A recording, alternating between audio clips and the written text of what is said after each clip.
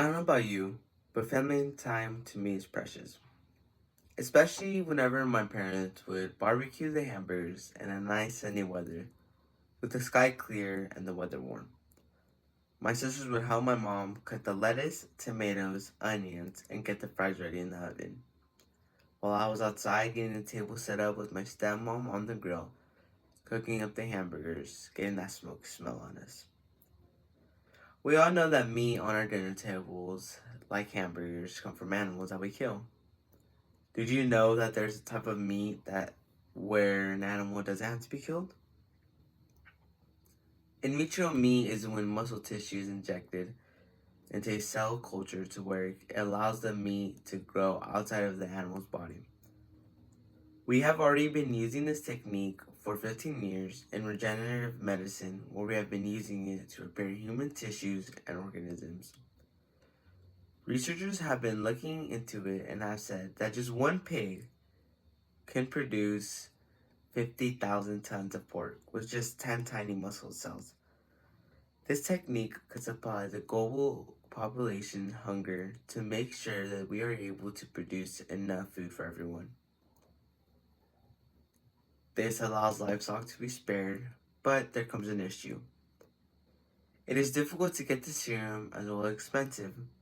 We have the serum by draining the blood from the fetus of the calf when its mother is slaughtered for beef.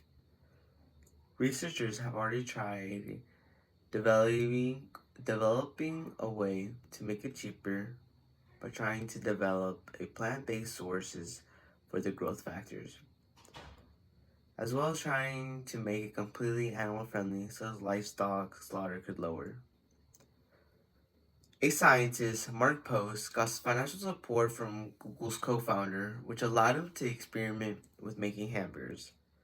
After 3 months for the meat to grow and the cost of $325,000, the experiment was successful.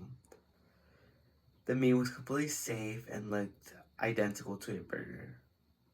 When the testers tried the burger, they said it looked almost identical to burger, but the taste wasn't. Different roles play to how the meat tastes. In vitro meat is difficult to replicate the taste of a regular burger, but could be improved. Taste shouldn't be a big issue since it will be giving us the nutrients that we need and provides us food. It can be compared to zero-calorie food, where they don't taste good, but the fact that they are a healthier option, we overcome the taste. Meat has a lot of nutrients that are good, which fill our body. In the article, Verdict Justia, it states that the consumption of meat isn't necessary for our human survival. There will always be an argument of vegetarians that say that we don't need to eat meat. At the end of the day, it's the food chain. Vegetarians will say some of the strongest animals on earth don't eat meat, so how come humans have the need to slaughter animals when we don't need? Yes, instead of eating meat, we could eat vegetables. But to a certain extent, this is true, but the meat provides a lot of protein that is key to the human body. Animals and humans have been doing this for as long as we've been here. So why change our system of eating when nothing was wrong with it? In vitro meat is a way that we aren't having to slaughter animals, yet they're still against it since it is coming from an animal. At the end of the day, we're saving thousands of animals from slaughter, so we should be glad that we are figuring out ways that we are able to provide meat to vegetarians.